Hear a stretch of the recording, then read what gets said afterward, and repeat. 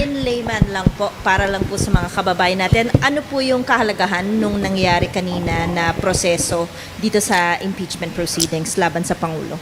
Ito pong pag-aproba ng committee report kasamang accompanying resolution ang nagbigay ng tuldok sa proceedings na ginanap dito sa Justice Committee, no? Doon sa committee report, pinagtibay po yung pinagbotohan last February 4, insufficiency in substance of both the De Jesus complaint and the Masa et al. Complaint. And in consideration of this position in the committee report, pinagbotohan na rin po on the same vote, yung accompanying resolution which incorporates the dismissal of the impeachment complaint, no? So in other words, dahil nanindigan ng Justice Committee na hindi sufficient in substance, ang De Jesus at Masa et al. Complaint ay pinagtibay na din na i-dismiss itong dalawang impeachment complaint na ito laban sa ating Pangulo. Nevertheless, both the impeachment complaint and its accompanying resolution are subject to the approval or disapproval of the plenary once it is included in the order of business, no? So right now, we are completing the signatures because it's quite a huge number in the Justice Committee who voted in favor of the approval of the committee report and its accompanying resolution, no?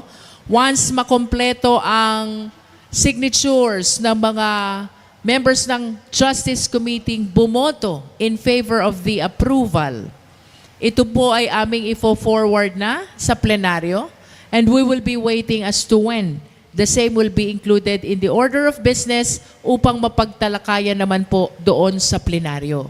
Para po ito'y ma-approve or ma-disapprove, the requirement is at least 1/3 vote of all the members of the House of Representatives.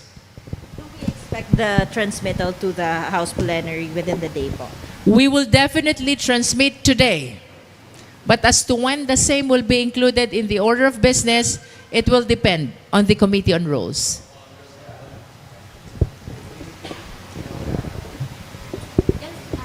Still consider po yung partial voting ni Representative Delima.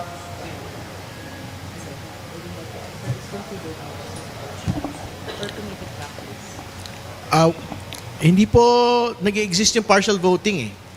So, ibig sabihin, either you vote for the committee report itself or you don't vote for it. No? So, a partial vote is basically considered a no vote. Follow-up lang po. For example, i-aprobahan din ng plenaryo yung committee report ninyo at tuluyan na pong mabasura itong impeachment complaint against the President. Ano po yung epekto nito, for example, dun sa one-year ban? Kailan po ito magiging, kailan pwede ulit mag-file ng impeachment complaint against the President? Nothing has changed with the Francisco ruling. Doon sa Francisco ruling and even in the decision of the Supreme Court, no? Maliwanag pa rin that initiation is completed when you refer it to the Justice Committee, no? So kung kailan na-refer ito sa Justice Committee, I believe that that reckons the running of the one-year prohibition period. So, kumbaga po, January 26. Yes, if it is January 26, when these two impeachment complaints were referred to the Justice Committee, maglalaps ito January 26 of 2027, which means January 27 of 2027, wala nang existing na one-year prohibition period.